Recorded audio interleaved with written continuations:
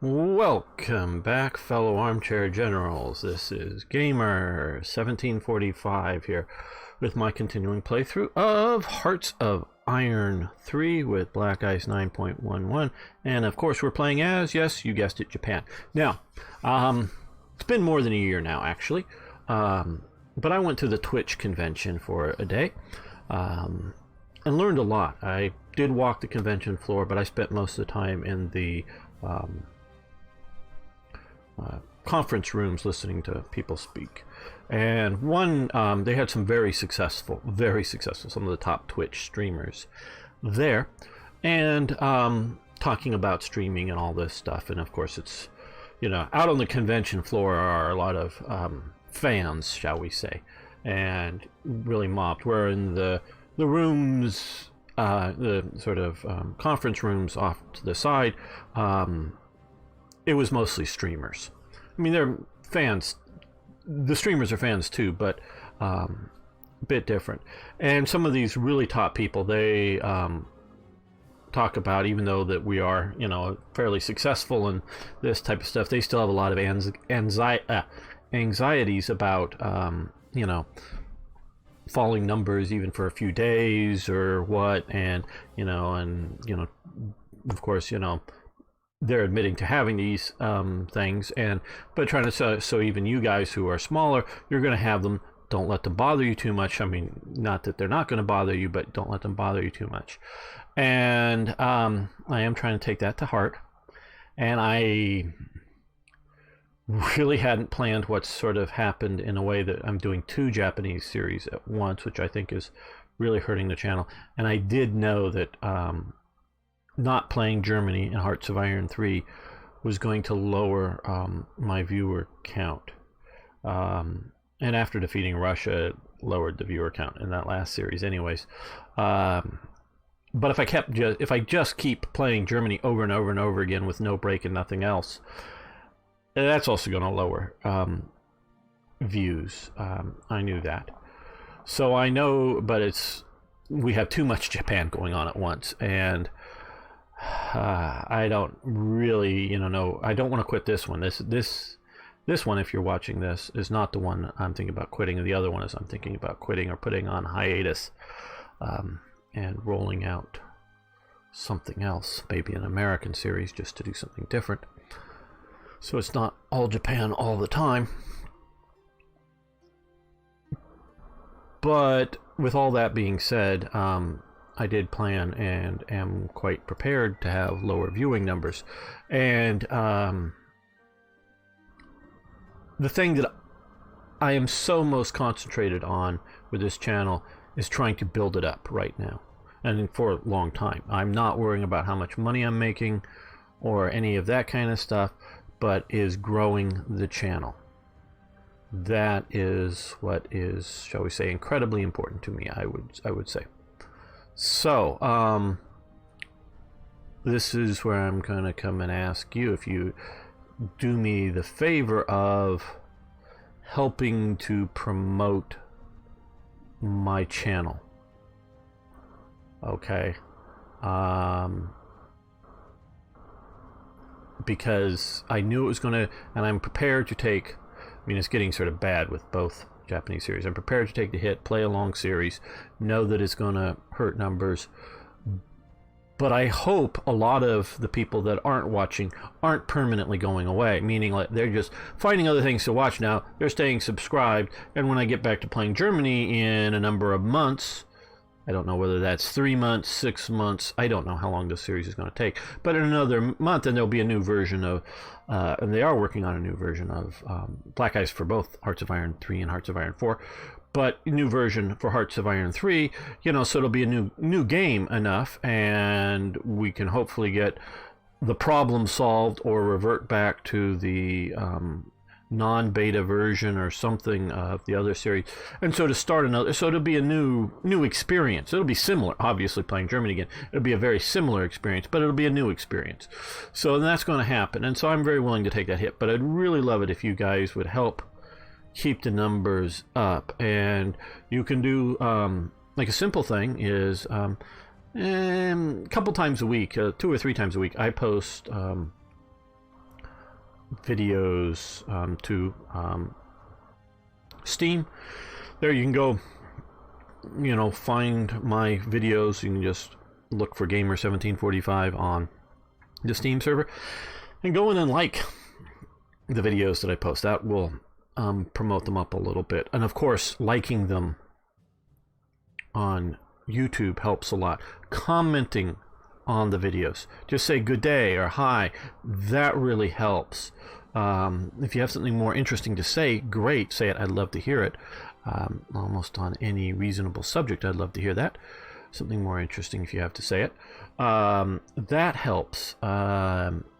If you are on Facebook, Twitter, Reddit, some other social media stuff that I've never really heard of, because I'm not the most social media connected person, post a link about these videos there. That kind of thing. If you follow me on Twitter, you can retweet the announcement tweets to, even if it's just 5 people that follow you, it sort of gives it a little bigger impact for Twitter's own sort of pushing out the stuff. So that kind of thing. And of course, on other forums, you can go. Because these are my videos, I am not supposed to go into like the main Hearts of Iron 3. Don't know how busy it is, the main one. But Black Ice forum is, or Hearts of Iron 4 forums, and posting about this game or the other, Hearts of Iron 4 game, if you're watching both. You can do that in there because you're talking about it. It's not me self-promoting. And so in other sorts of places, do some sort of promotion. It will really help out. And it just a little bit would really help out. So I'm asking you, not for money, and just for some help in getting the word out on the channel to help it grow. And if you do happen to have any friends, look, I know we're war gamers, we don't really have friends, but if you do happen to have friends, and well, most war gamers do have a few friends, but most of them aren't interested in war games. That's sort of my experience is I'm always the one interested in war games. The other ones, let's go do something fun. That's, I guess, sort of my life with a lot of my friends is, that looks cool. Let's go do something fun now. Okay. But if you do happen to have any friends that might like the channel, it would be really cool if you could mention it to them. That would be really nice as well. So thanks if you would help. It would really help keep things going, keep my spirits up, that the viewer numbers. And it also, I don't know that you can realize how important it is to any of a YouTuber, streamer, especially somebody in my scale of the situation in which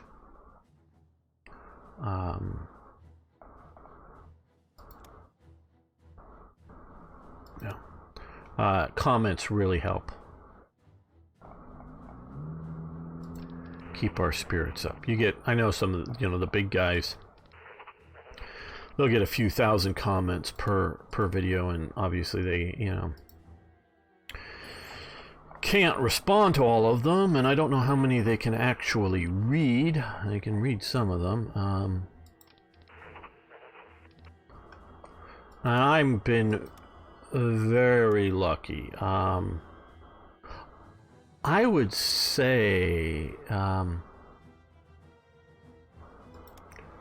would probably have less than 5, and this is incredible. I would say less than 5, because I can't even hardly remember too many of them. And I'm even trying to. I know I've had a few nasty comments on my comment section. A couple that were just too vulgar that I decided to delete. Now, I've had a lot of people disagree with me politically. That's cool. If you're disagreeing with me politically, that's great. Post. I'm happy. I've had lots of people do that. In a civil, nice sort of format. Yeah. disagree with me. That's cool. There's lots of people, but like I say, most of them are not. You know, I've rarely had what I would go as nasty comments. So that is, and I do understand with a lot of people, they get. I guess I'm just presume if you get larger, you're going to attract the nasty comments, no matter how good you are. And I'm just like, quite honestly, still rather surprised that I have not gotten more nasty comments for whatever reason. I mean, the most recent complaint from somebody, it wasn't even a nasty one towards me at all, was somebody getting sick of how to play Aggressor's Ancient Rome, the new game that just came out. And yeah, is that a shill? No, they're not paying me any money. We're stopping this attack.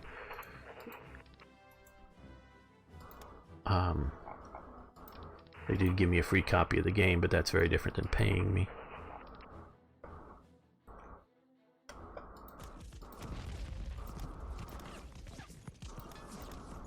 Yep, you're counterattacking, but you...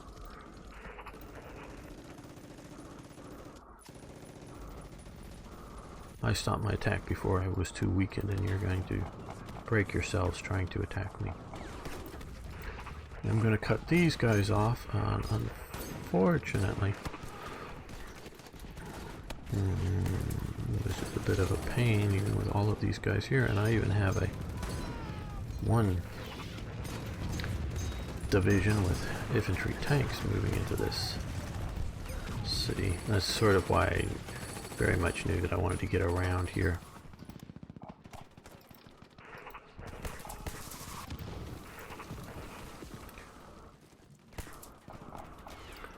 I don't know that pushing deeper is going well. What's the terrain like? Okay, mountainous. Yeah, we'll use these guys here with their support. I don't want to get cut off.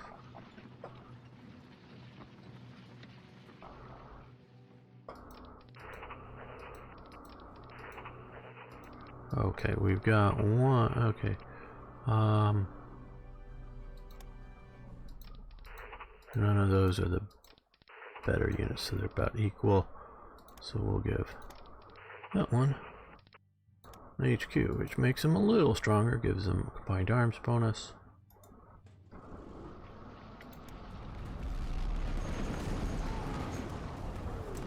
For the attack into there. We also have those guys now with combined arms bonuses for additional attacks in.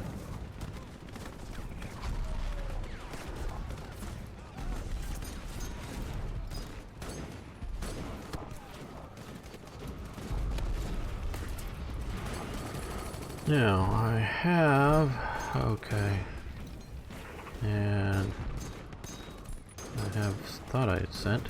Nope, I thought I had sent but didn't send. Okay, rebase up to there. I'm sort of decided because I have a lot of units here ready to go, but I don't want to just throw them into this pocket here. But what I did move here is we are facing a little bit of a...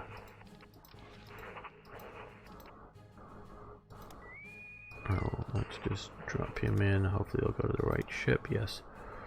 You can see revolt risk is sort of bad here. So let's transport in some police. And they can even go take high. I don't know if you're sort of catching. I'm trying to pronounce high, not high, but high. Trying to remember my... Oh, there's a battle going on out here. Okay, they're not in it right at the moment, but these guys... Oh, this is another liner. I thought it was going to be the same one, but before the other one didn't have any strength. Coastal battleship just fired. Firing again.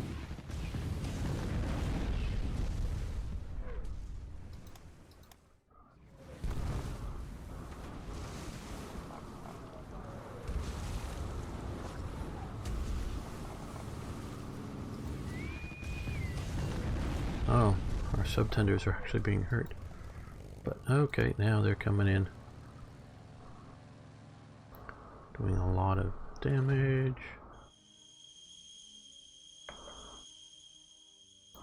Okay, US, you want to sell me some oil?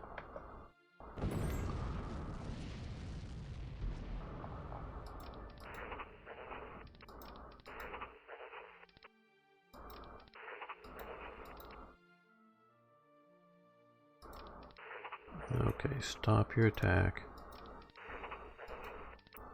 You're going to support that attack.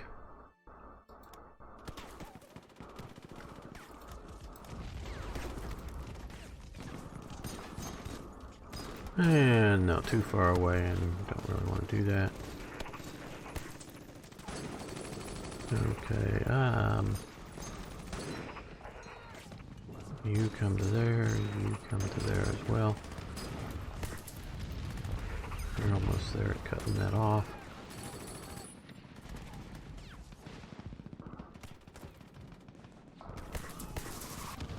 There we go, and I think we'll hold. We have an infantry, oh come on. Infantry division with infantry tanks and a motorized division with a battle commander there. Not that that's impervious to any sorts of attack, but against conscripts and other Chinese forces, I think we'll hold even if we are significantly outnumbered. Of course, I could easily be wrong on that. Okay, we have... These guys have armored cars. They're going to get their HQ. Look, I'd rather reinforce better divisions with HQs than just... Do they already have? They do. Okay, these guys both have HQs. Okay, you stop your attack. You're not doing good enough. Okay, major defeat. Japan did have a few things sort of like that they weren't able to push in at some given point. Okay, you join the attack. You stop the attack so that you can get reorganized.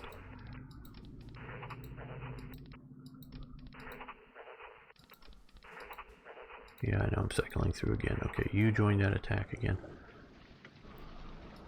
We want to keep the pressure up.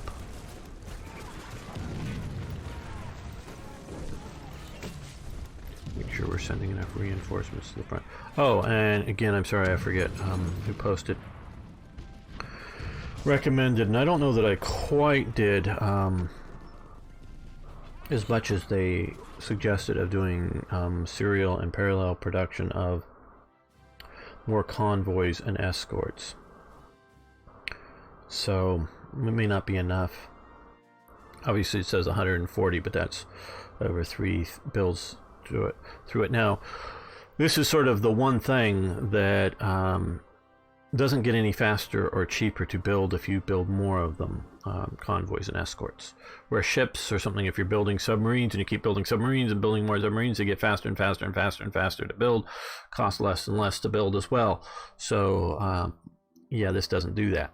And obviously I'm not yet actually building any of these because right now I got plenty right now. Not that I got plenty for in the future, but I got plenty right now because I don't think I've lost a single one to the Chinese, and they're the only people I'm at war with, or various factions of the Chinese. So I have plenty now, but what I've shot down most of the Chinese Air Force, and these can go to some garrison divisions or a few of the cavalry divisions, but they're pretty cheap that don't. The mixed support, those couple of motorized divisions that could use that as an additional. But most of the rest of these, well, the destroyers not so much, but mountain troops definitely could be useful in this, and these guys will be useful. So trying to focus on stuff useful for China to some degree. Bigger little usefulness are a different thing, I don't know. But and then we'll get to the convoys and keep those in production while producing other things.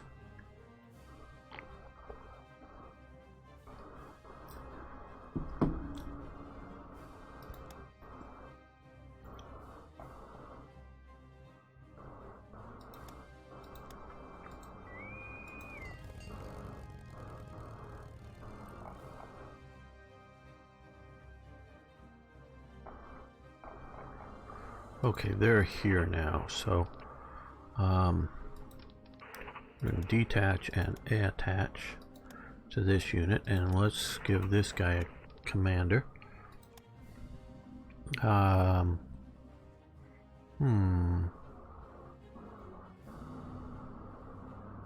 Swamp Fox. Jungle Rat. Well, I guess we'll promote him up and give it to him. Don't know if we should do that, but let's grab all of these. They won't all fit, damn. Oh, excuse me.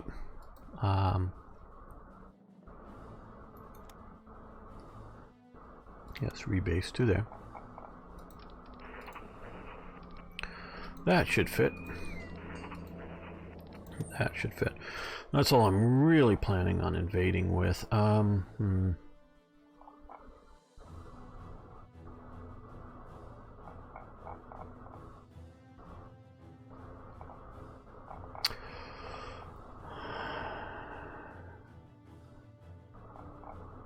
I don't think it's too hard to take the militia units. So, let's come over to here. Maybe we should even just use that HQ. No. We want to rebase to here. I was thinking of sending them very far south.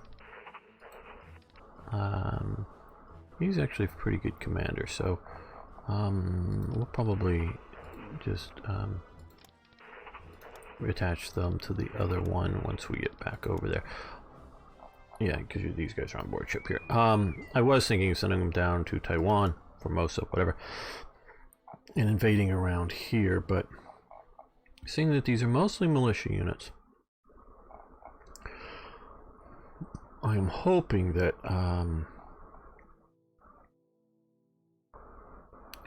the two divisions will be able to do a successful landing, and then we can send in reinforcements and push in from there. Seeing as how like this guy is big time stacked up with a lot of units. Yes, I was really hoping to take this capital by now.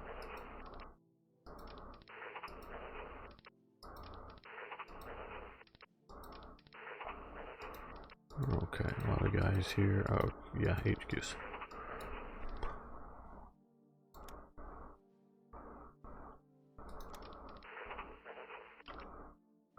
There we go.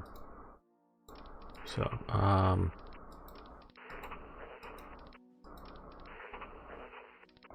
long until I can attack? 12 hours. Okay, we'll wait to 12 hours. I don't like this counterattack here at all. This is finally turned around once we got some better divisions there.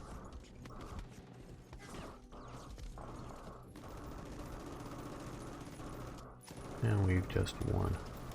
And we've won out there. Now, seaborne operations. Let's see.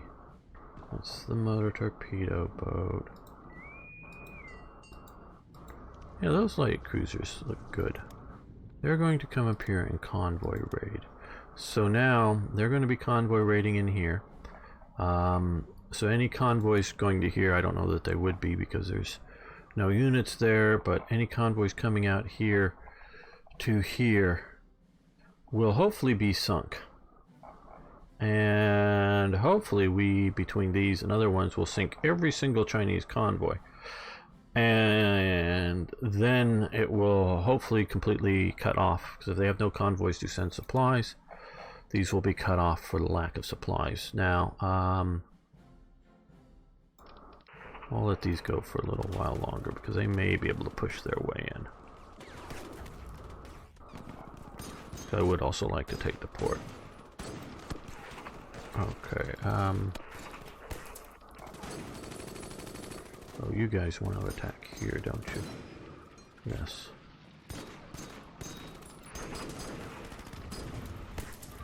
Support of those infantry tanks.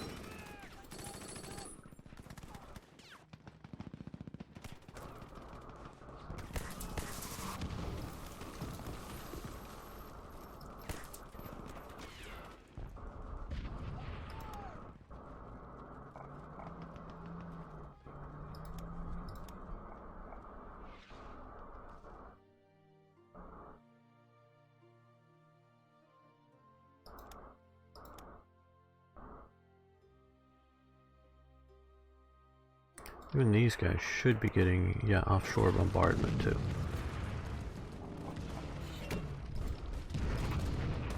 Okay, they get 99 hours, wow.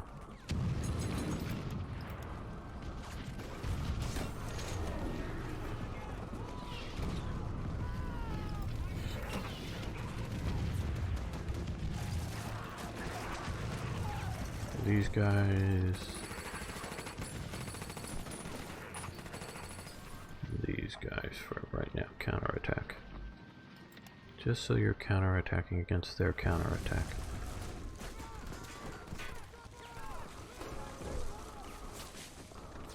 Now they've got a river crossing penalty going from here to there. This is one thing they did say, and I do sort of applaud them for that. They wanted to make the map on Hearts of Iron 4, and yes, I'm always going to be comparing 3 to 4, at least while I'm still playing 3. Oh, they're starting to retreat into that battle, or engage into that battle. So, let's counterattack. Because 1, they won't be entrenched, and 2, it'll slow them up from here.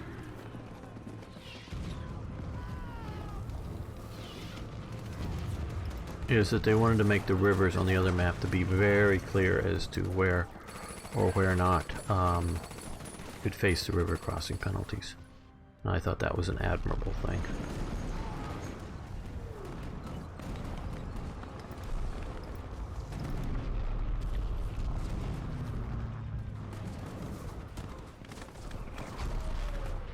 Okay,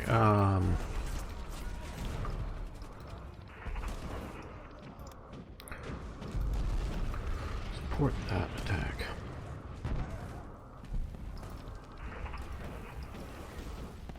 Okay, and you're going to break off this other attack here and just go on the defensive. Okay. Now, attach to this first naval landing force and get on board ship and get on board.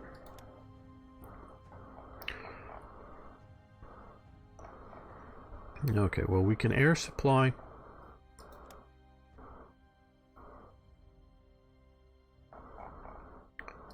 If we have to. I wonder if there's going to be negative political effects around the world for taking out Shanghai. I know if I was building a mod, which I'm not actively doing now, but will do sometime, that once Japanese forces get around this area, just around this area, the world starts freaking out. And then once they take the rest of Shanghai, the world really gets pissed. Or at least the powers that had concessions there.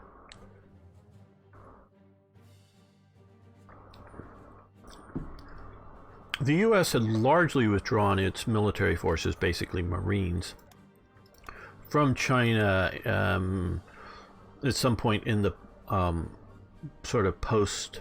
Oh, good. Put them down here.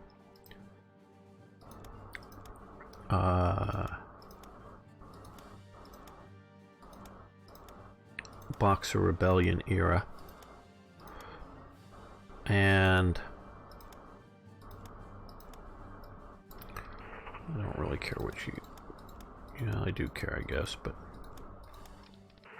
Go on board ship. Good. And that was a good choice. Well...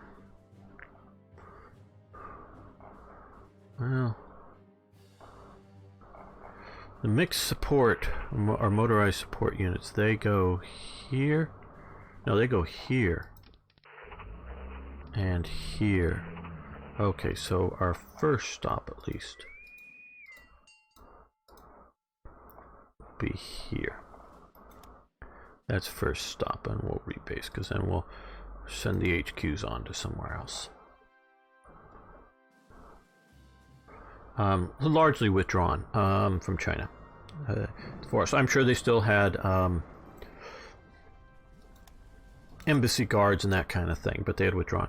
Now, I think it was in the 1920s, and I think around 1928, Chiang Kai-shek, and you got to really remember, in the 20s, the nationalist Chinese movement was a very much anti-Western movement, very much a revolutionary movement, even after they've gotten rid of the communists.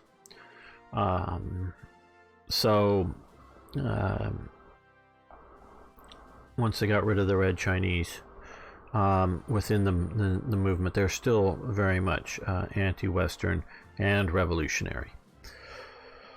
They change their revolutionary ways and come to an overall agreement with, in a de facto sense, with the Western powers, realizing that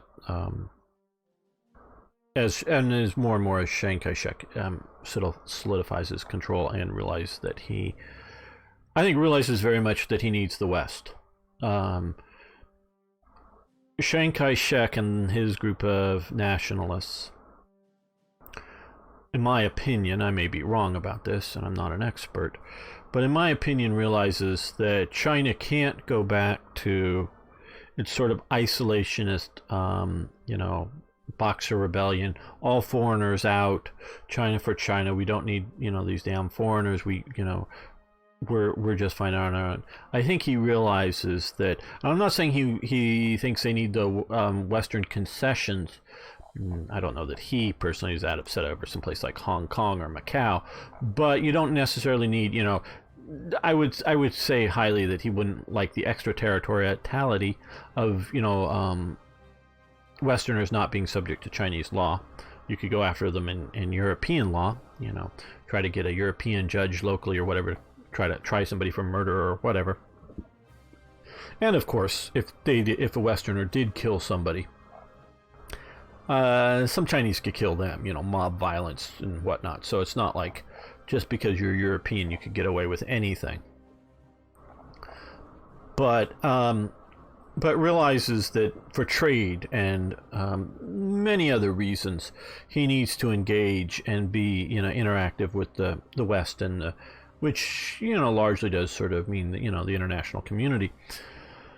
And so he tones down his revolutionary sense, but as he's fighting against during the worst of the warlords, worst of the Civil War, and these factions, I will agree with some people who talk about it, are overly stated as independent countries at this time. But a Ma faction general,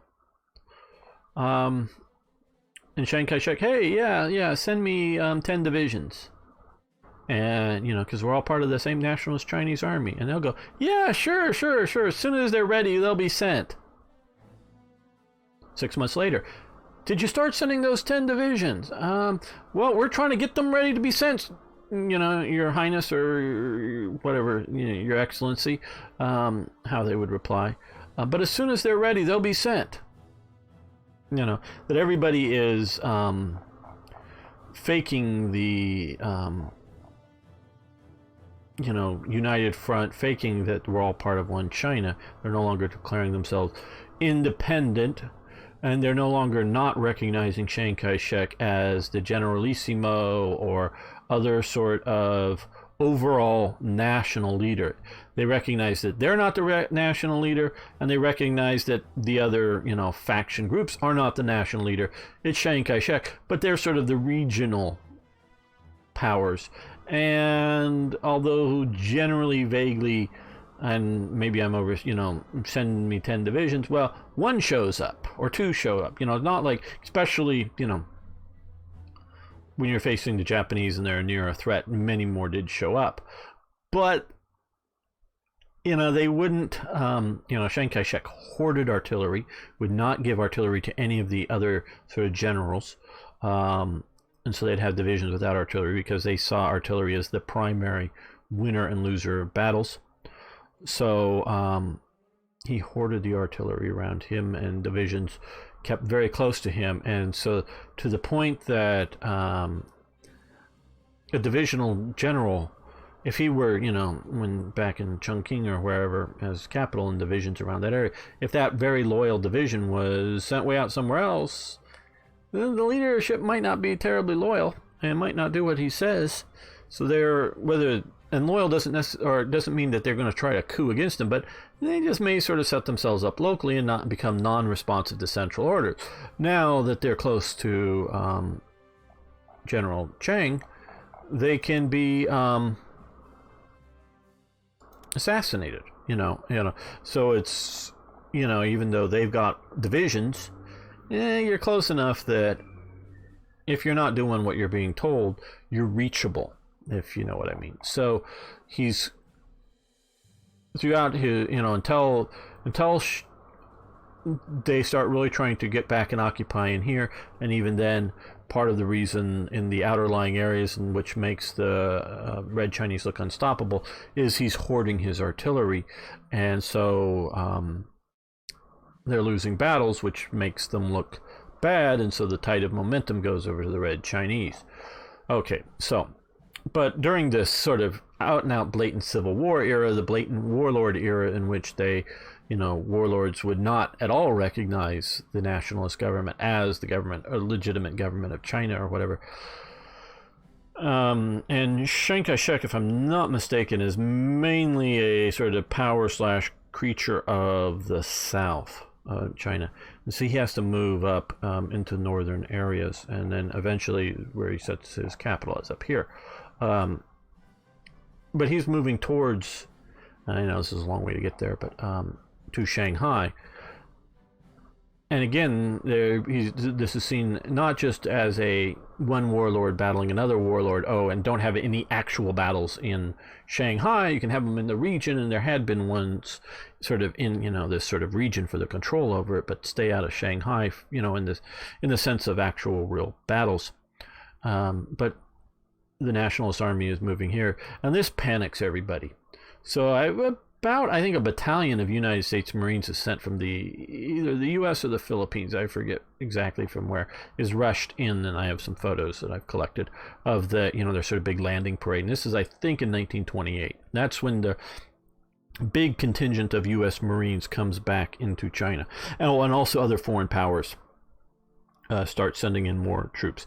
They've had some legation and concession control troops, but those are fairly small, and probably almost as many Chinese on the in the units as Frenchmen or British soldiers or others, and they're mainly just there as public order troops. I mean, they also had police too, which was a different thing within the concessions, but public order troops. And so for facing down mob violence and whatever, things beyond arresting somebody that the police would do, and beyond just sort of, there's a street brawl between, 40 people, 20 aside or something, that the police could come in with clubs and break up within the concession or something like that. And I say that because that could be not just Chinese, but that could be, ship's crews, on a drunken riot and battling another ship's crews. That's the kind of thing I'm talking about. The police deal with it. They had the troops there come out with rifles, bayonets, and then as somebody's actually starting to shoot back, you could, you yourself could shoot at the Chinese. So those Chinese troop, I don't know if you want to call them mercenaries or whatever, but serving for foreign powers, were steady enough for that kind of work and well trained enough for that kind of work. But to stand up against, a multi-divisional advance from Chiang Kai-shek, no. They would disappear into the crowds at that point. And so you needed to have a real contingent. And so the China Marines, some made it out, and the ones that made it out went to the Philippines, and the Ark Royal is launched, and of course battled and died, and then got large numbers imprisoned, and then died the prisoner of war camps. Okay, great. We've taken this city of Taiwan. Well, I guess I'm trying to sort of pronounce it with a Japanese style of pronunciation, and I don't know if that is at all correct, but it's sort of kind of the ones I know. And you might as well push into there, supported by these guys. Blizzards, okay. Hope not here. Well, our Air Force is jumping the Chinese Air Force. That didn't take long of a battle.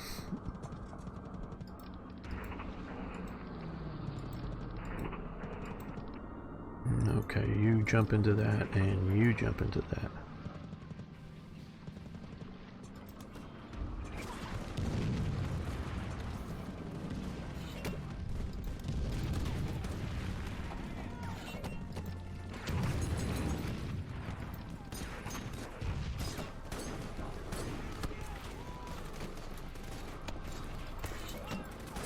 Oh good, we're taking that. Okay, we've got the military police. What happened to my transports? Were they... thought I had them set to be... Oh, no, those are different guys. Oh, no, these were meant to...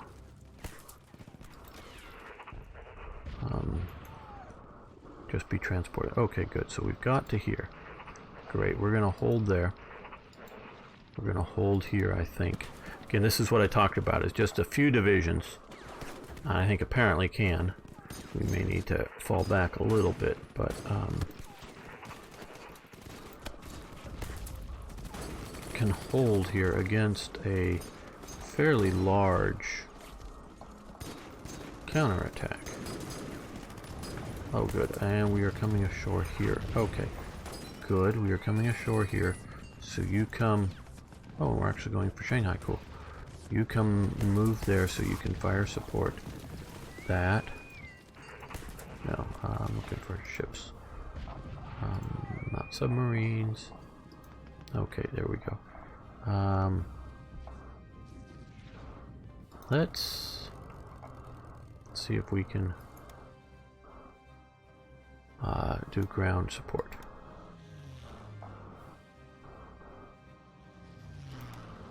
On the militia there.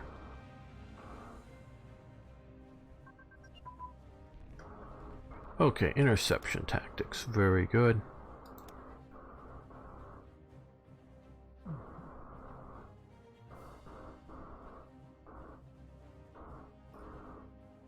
I'm going to let that one go. And what else did... Interception tactics... I don't know. Well, we've got more research. Maybe from taking some cities or something. Oh, and now we can do this. Great.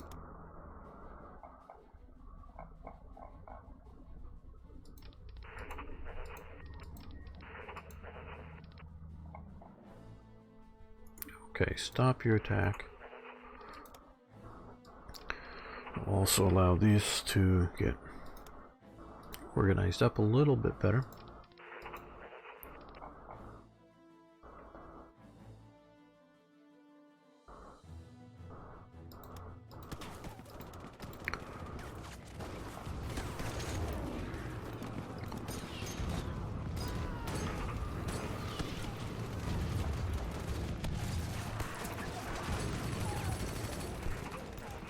That's mostly just for holding action while these guys take care of that. Okay, now, well, motorized support, you go to there. And motorized support, you go to, well, no, let's go this way. So you're not involved in this fighting here. And we can even move you up to the front line for a while.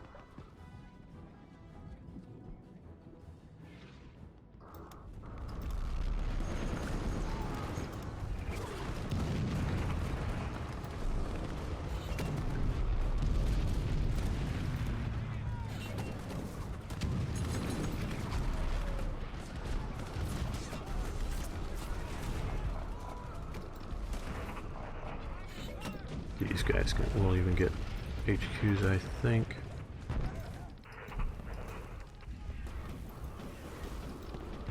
Okay, air powers. Okay, stop, get reorganized. Stop, get reorganized. Yeah, everybody just get reorganized here, that is.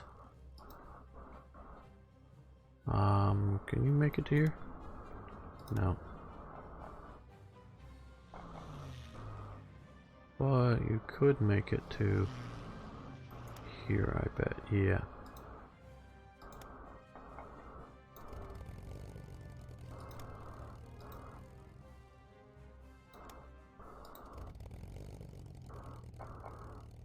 Now we do have... Oh no, wrong thing here.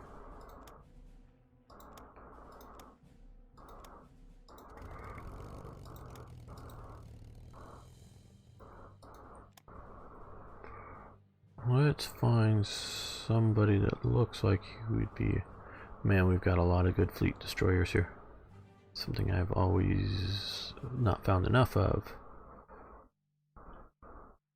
I'm playing as Germany, but now, okay, there we go. Good close air support guy.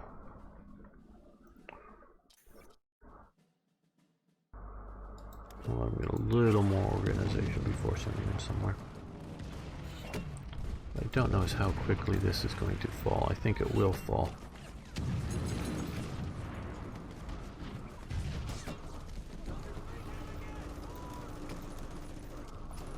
Okay, well, you can then come here. Yeah. So I'm thinking this isn't going to quite work out well.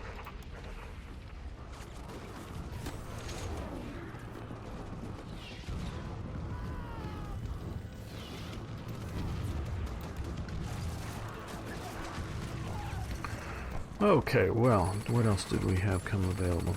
Nothing. Okay. So we've got our convoys and escorts being built. May not be enough, but at least it's a start on getting that going.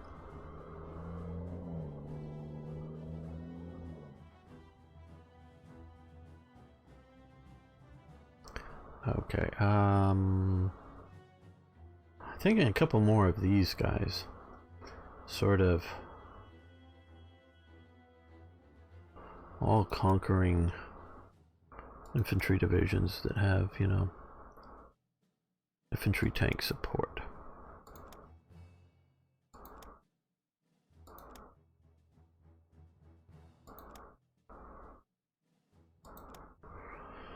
Yeah, 18 ICs, okay.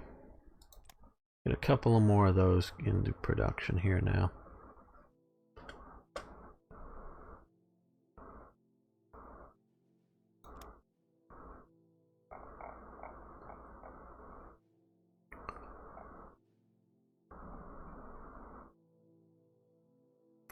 We've got a pretty good, you know, pocket going here. I think this pocket's going to hold, meaning I don't think they're going to break out. Even this attack here is not doing too badly, and as most put them up against them, which they'll hold. These guys here with their infantry tanks is part of why I wanted to build infantry tanks. Is doing very well. Okay. Oh, outbreak. Partisan uprising, outbreak. Okay. Well, we got this port finally, which gives me more of an airport. Oh, and you're battling in there. Okay.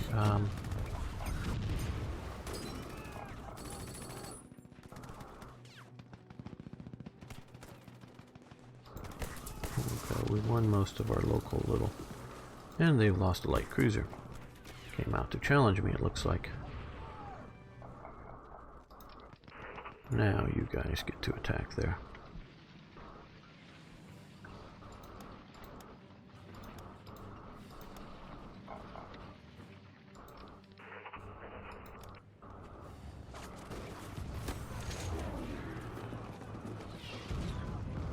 There is a lot of divisions pounding that. So we're going to keep going to there. So there, if need be, I'll fall back, but those will go to reinforce those two divisions. And which is one of the things I was sort of waiting for here. Move these guys to here. How big is this airbase? Level 3, okay, well, that'll be helpful. And, yeah, this is probably big enough for supplies. Germans built a big base, I guess.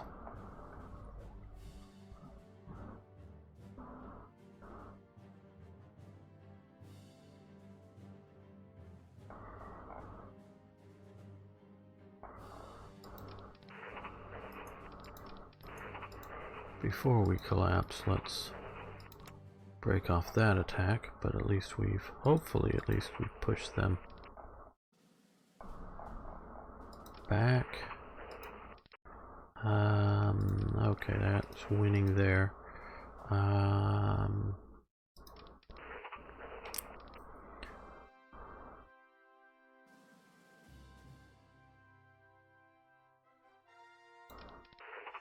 Okay, let's push into those conscripts.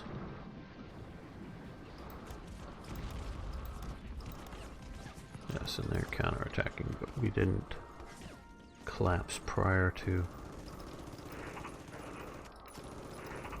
Okay, they're gonna need an HQ once they get to there. Okay,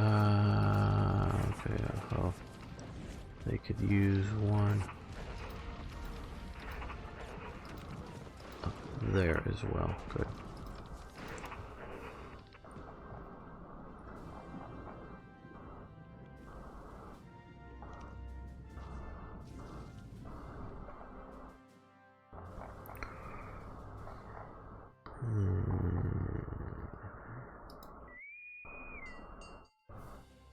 These guys are going to park themselves off there.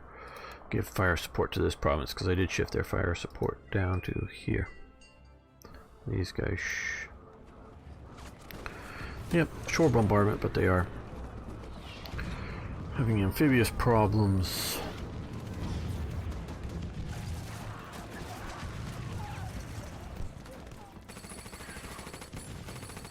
Oh, good, a CL and a DD down.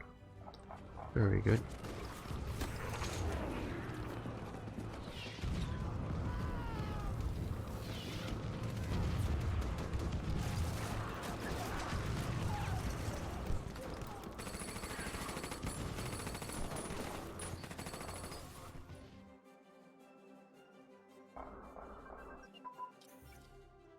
Okay, medical advance, very good, and that is going to help us. And now we are stopping that, but it opens up these, which will help with our manpower. Manpower is a real issue with Hearts of Iron 4 Black Ice for Japan, and a little bit of it's maybe my fault on some of the choices I've made, but I think it is mostly just Japan did have a manpower issue, most assuredly.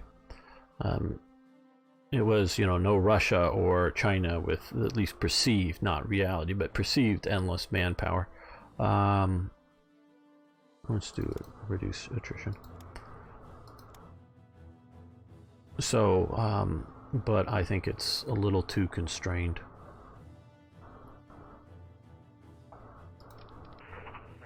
Okay, you guys are here. Okay. They're going to move into there.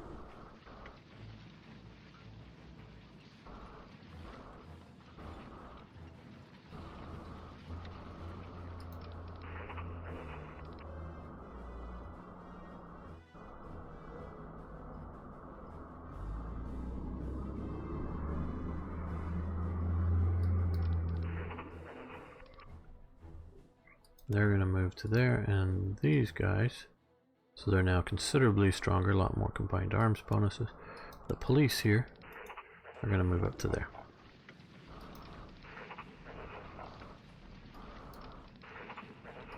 And you go back to guarding there. Let's look at the revolt risk out here. Much less, and this is getting to be a little bit of a problem. Now we, okay, had a problem. Now we'll just send them down there. It'll take a while, but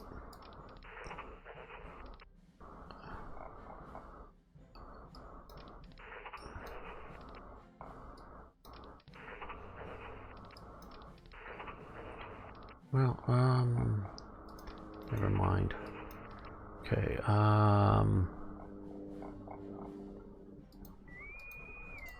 Pass group. You guys can. We'll just go around and pick up the police and from the 3 ports, and then deliver them somewhere over in here to help deal with these other revolt risks.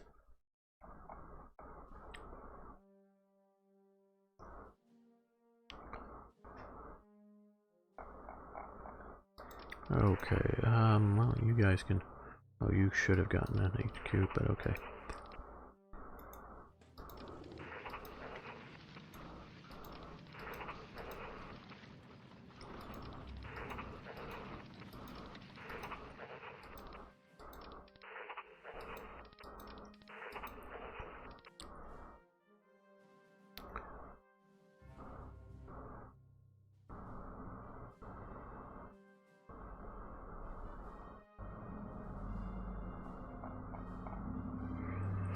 And for all those who just thought I was going to easily defeat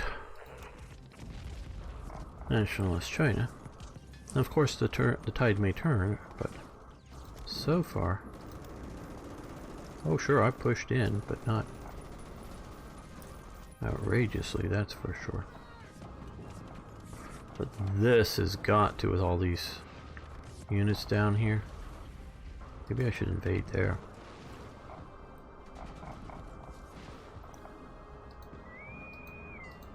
Yeah, these guys, come over here.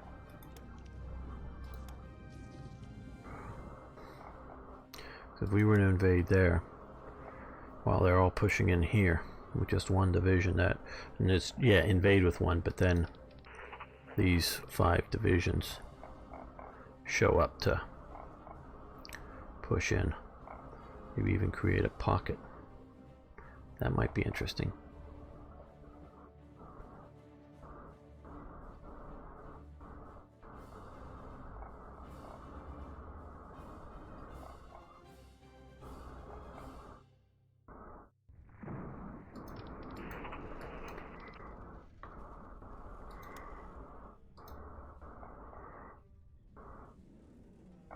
Okay, you guys come up to here. And you guys come up to here just as, well, defenders, and maybe later turn into counterattackers if things sort of fit. Yeah, moving that motorized / sort of armor type unit,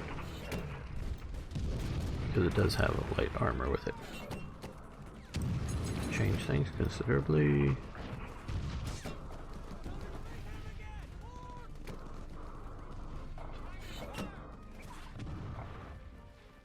Yeah, stack against this invasion.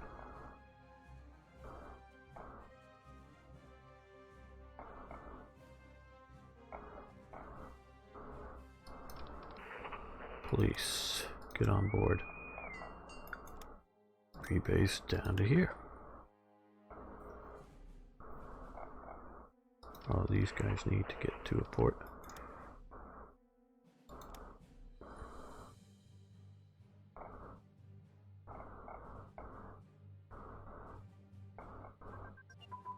Direct fire unit training has advanced.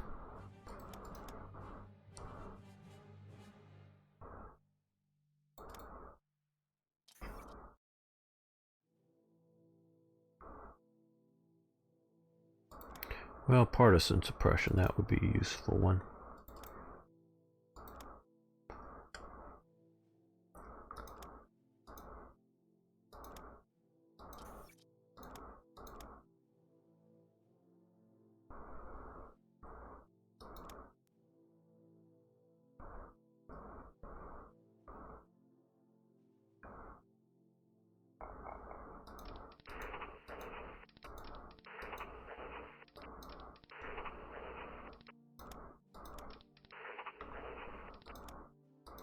Okay, well,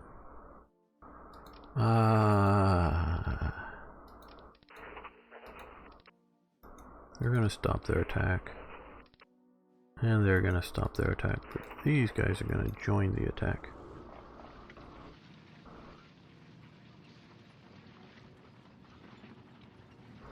Let's keep that up.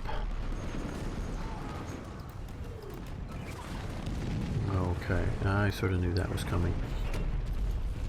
You guys fall back, and you guys fall back to here. That'll keep our 2 province front.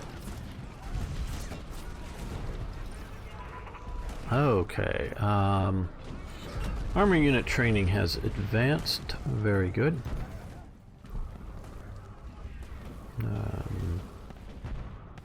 Yeah, and we'll let that continue. Anti-aircraft upgrade has advanced. Very good.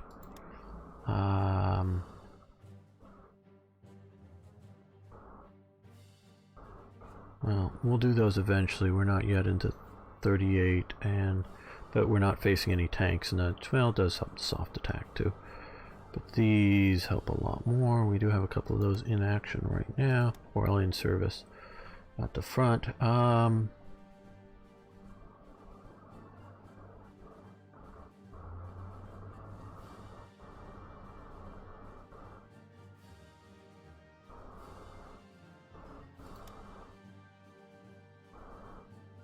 We have a few units here, but not many. I'm trying to, like, infantry units. Yeah, we got, well, and we could do the combined arms, so we'll combine infantry. We got a lot of. Okay, sinking of the USS Panay. Japanese aircraft messing up. Japanese aircraft attacked the USS Panay, a gunboat, at its moorings on the Yangtze River near Nanjing. There are killed and 43 sailors and 5 civilians wounded. That's an odd sentence, but some are killed, I guess. I don't know if it's whatever. Some are killed and then more wounded. Japanese claim the U.S. flag was not seen. They agree to pay an indemnity, but the U.S. public opinion becomes more hostile towards Japan. Okay, yeah,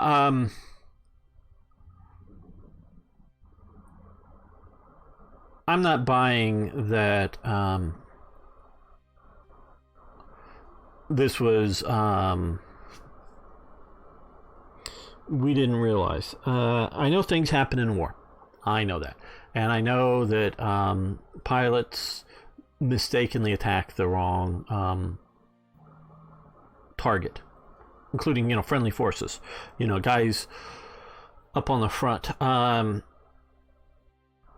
But if I remember correctly, this was a multi-strike thing. So this wasn't just one aircraft spotting a gunboat. And I do believe, though I don't know on the Panay, most U.S. ships, and I don't know if they still do this or not, but most ships up into and during, at least I think through most of World War II, had battle flags. And because, you know, you may look at a ship, and if you watch, and you should watch some of my War Thunder, driving one U.S. destroyer around, as well as motor torpedo boats, you can see the little American flag on there. Okay. A battle flag is a huge flag. I mean, a battle flag would be like from here to the top of the this pole kind of thing. You know, this, don't know if I want to quite call that a mast, or this one. Maybe is a mast, or is it a pole? Yeah, I do sort of know ship's terms, but I don't know if that's quite considered a mast, but maybe it is. But it would be about like that big, or at least, say, 2/3 of it, you know, in height, and out and streaming and large.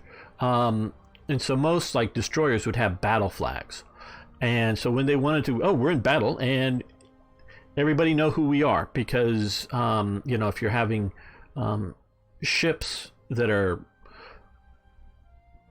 you know, sailing about, but in a bump the mouse, dodging in and around each other a lot, it may not always be clear as to who are friends and who are enemies, especially if everybody is sort of painted the same. Though this Panay, of course, would be painted white.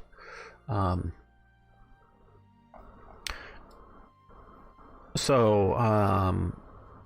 the blue stands out, though, of course, the Chinese flag here does have red, white, and blue, as we see here.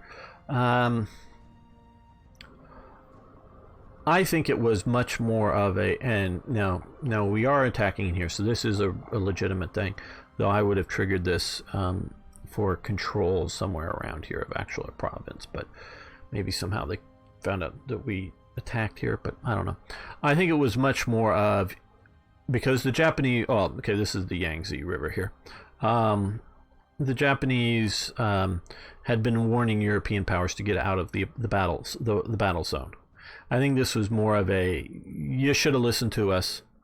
You're not immune kind of action. And so they attacked it. And again, I'll say this. I don't think these guys back here, they were probably, horrified would be the wrong term, but they were probably very much upset. Because, especially in 37, 38, they don't want U.S. involvement in the war. These guys. And this could be the Army headquarters here. This could be the, the Emperor. This could be the Naval headquarters. This could be, the Parliament, the Prime Minister. These guys don't want that.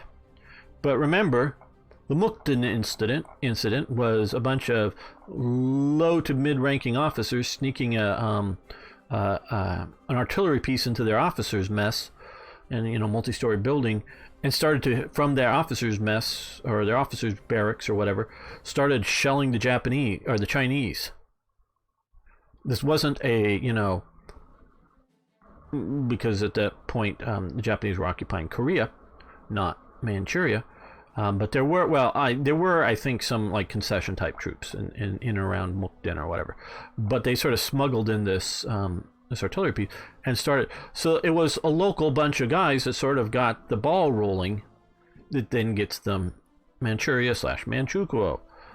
That's sort of the whole story of whether it's, I don't know that the I just quite honestly don't know that the Marco Polo Bridge incident was,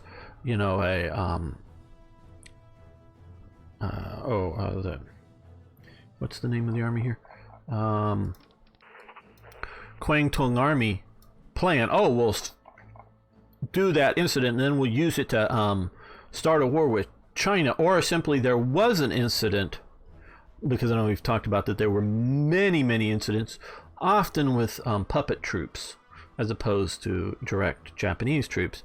But there were many, many incidences of shooting and people being killed. Not just, sometimes you may just shoot at each other, fire, don't come, get back, and one guy sort of one unit impresses fire on the other unit, nobody's shot, and they go on their own peaceful way after it. And there were those kind of things too, but there were other incidences in which there were deaths on both sides, many of them. And whether they just sort of, the Marco Polo Bridge incident happens, and then the Japanese high command decided to use that as an excuse to go in and push in and take it all, or whether they sort of organized it, I don't know. But we know that kind of thing, whether it's organized from, regional top of the thing here, or just, what a battalion commander or whatever decides to do. And it goes bigger. We know that happens. So since we know that happens, I will grant you that Tokyo, well, again, like I say, whatever that may mean, it did not plan this.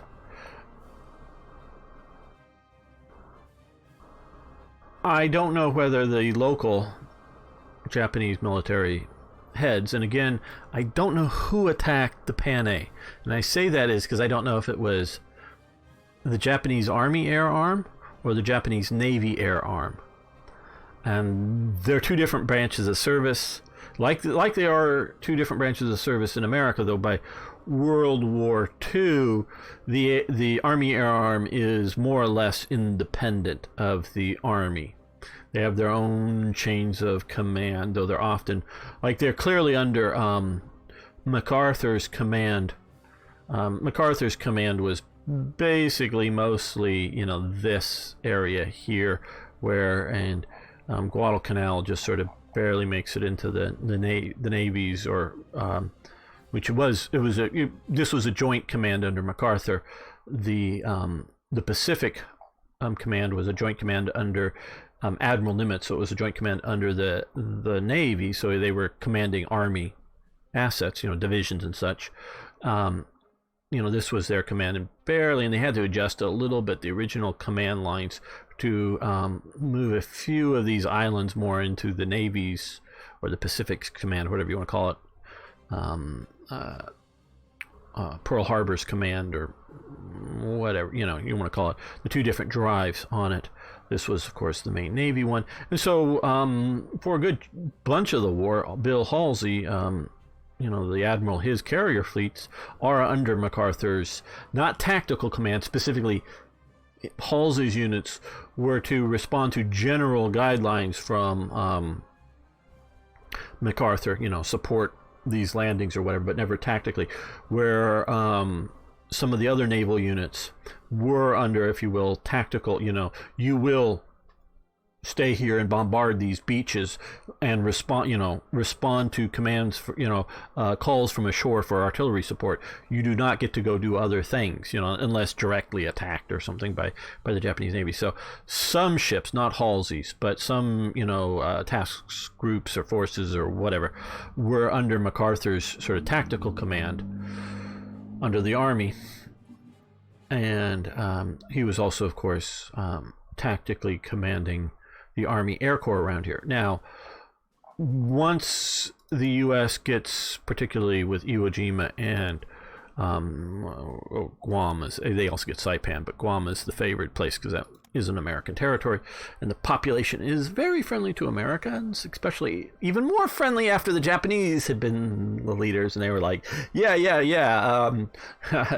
A lot of people, talk about, and I'm new sort of viewer from South America, and I'm understanding his English well enough, but it's clearly not his first language, and very sort of left in world viewpoint. Not, he is left in his views, but the way he views the world is very much from a leftist standpoint, which America is the main bad guy in the world, and okay, so basically, this is a U.S. possession, comes into the U.S. possession through the Spanish-American War. The Philippines have a, 1945, you will be, get your independence. Excuse me, then. And this is, decided back in 1900 or something, or before, or whatever, Guam, not so much. Guam, you're an American possession. Okay, and the natives who had previously been ruled by Spain, they're okay with it. Then the Japanese come and take over. Okay, the Guam people really don't like this. The Japanese don't necessarily understand why the Guamanians don't like them. And that they're not happy to get rid of the Americans and be, happy that the Japanese Asians are now in control. They're not. The Guamanians are so unhappy with the Japanese that when the Americans come back to retake Guam in battles, you see like this nice little Guam village, all of them are destroyed by the Americans because it's a battle. Offshore artillery. There is basically no habitable living spaces on Guam. The Guamanians are very pleased that the Americans have come back and destroyed their homes, destroyed basically all of their possessions, because that's how bad the Japanese were. And hey, yeah, great. Obviously they didn't want their homes and all their possessions destroyed, but they're happy to have the Americans back, even if that's what it meant to get the Americans back. And the Americans, unlike the Japanese, are immediately, and the Americans are a little bit shocked at how bad it is, but are immediately trying to feed the people, take care of them, and are putting massive efforts into feeding and taking care of the people of Guam. And so there's this big concern. So this is why there is no modern Guam independence movement.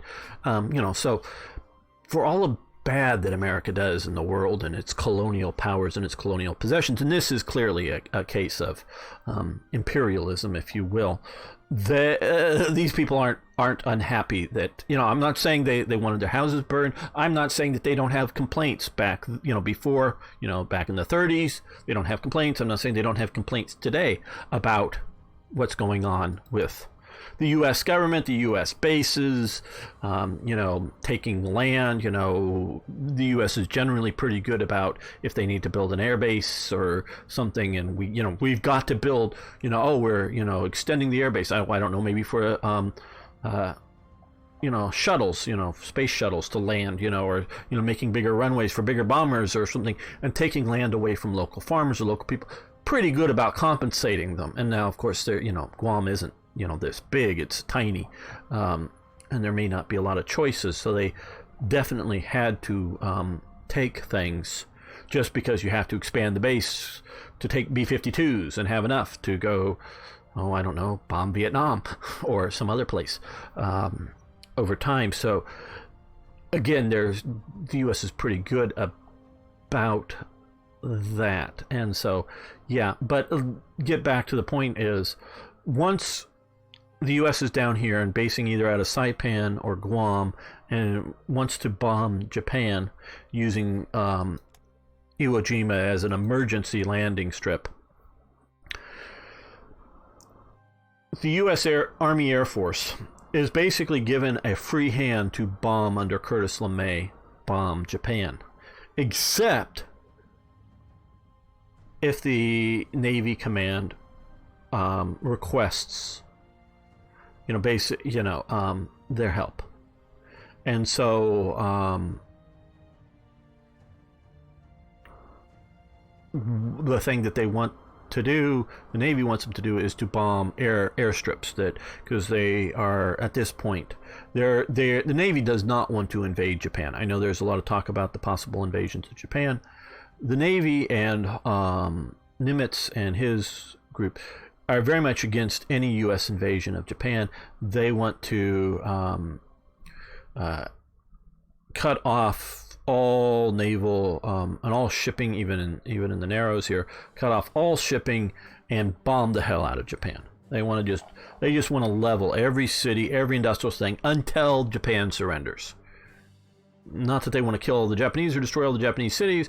They're just waiting for Japan to surrender, and we'll keep inflicting pain on Japan until it surrenders. And I know we'll talk about this more in the future, but they want to do that. And so they're worried about kamikaze attacks and other things with the fighters. So a request / order for Curtis LeMay to strike the air bases.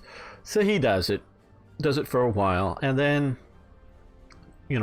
because he's flying the B-29s, the big super fortresses, not the B-17s, but the big ones. He doesn't think they're doing very well, and they may not be doing very well, because he says these aren't tactical bombers, these are strategical bombers, they're not meant for it. And so he politely goes and asks to be let up, and Nimitz sort of goes, well, let me think about it. And he talks to a couple of his admirals, and no, we need continued bombing. So he goes to LeMay, no, you got to continue to do this. And LeMay is, this isn't winning us the war. My bombing will win us the war. LeMay is overthinks strategic bombing. And the only thing that really saves LeMay's position of strategic warfare, bombing warfare, is nuclear weapons. But LeMay wants to pursue that, and that's sort of what is the Air Force says, okay, my orders from Washington D.C. to comply with all orders / requests or whatever from the Pacific Command. So he's still bombing airfields. Well, he sort of sends back through the Air Forces, because again, they have their own sort of chain of command within the Army. Sends back that Nimitz is inhibiting the war effort by keeping his bombers bombing airfields instead of bombing cities and factories and whatnot. And I know I didn't intend to go down this road of this talk, but hey. So he's sort of complaining about this and starting, he's still out in Guam and commanding this, but making noise and trying to get his friends to make noise. Nimitz hears about this. So Nimitz talks to Admiral King, who's in charge of the Navy back in Washington, is let the Air Force know that if they don't want to support naval efforts, that'll be all right. We're not going to support their efforts. Where are they going to get their bombs from? And their fuel from? Because it's showing up in naval escorted ships. And, it's basically Nimitz is controlling all of the supply convoys through the Navy. And this gets through to the higher commands back in Washington, and basically they send back to LeMay, shut up. Because LeMay probably is about ready to start stirring the shit in the press about some of this stuff. And he's told to shut up and do what the Navy wants. Because, yes, you can have your own war, but without the Navy, you don't have a war.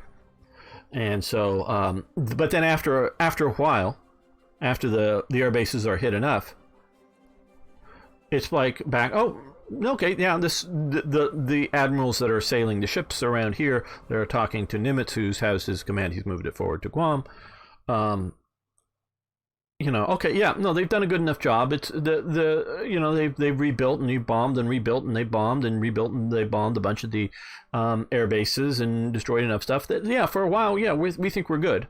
And so, yeah, and so then Curtis LeMay is then released back to go do his own thing. And so it's his own, it isn't a regular ground army general that's telling him where to bomb.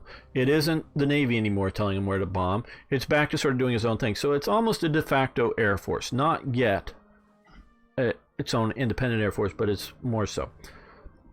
This is the situation, but even greater, in my opinion, between the two, and that the Army Air Force of Japan is really much more of an Army support element, much more than the idea of having an independent Air Force, sort of like in a semi-de facto sense that the U.S. has. It's really all of its, there's no idea that the Army Air Force's High Command is pursuing like of strategic bombing if it isn't the ground forces. I'm not saying they don't have strategic bombers. They do have a few, but not many. But it's all, they're not pursuing their own policies like the U.S. Army Air Force is, or like the Royal Air Force is. Obviously there are, joint higher commands that set up overall strategy. But so I don't know who, and get back to this thing, who bombs the Panay, because including into the operations into the interior of China, there are naval air operations going on, and can be, because I know there are a bunch of Japanese naval infantry and Marines as sort of various different types that have been landed around in this area.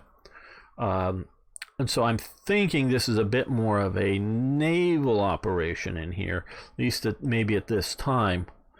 So this may be a local naval commander sending a message to the Western powers, and particularly to the U.S., to get out. That is my belief, but I don't know who bombs, and it very well could be, so shall we say, just the squadron or group or whatever commander of whoever was bombing decided to bomb the Panay, and not a higher general or a higher admiral or theater commands.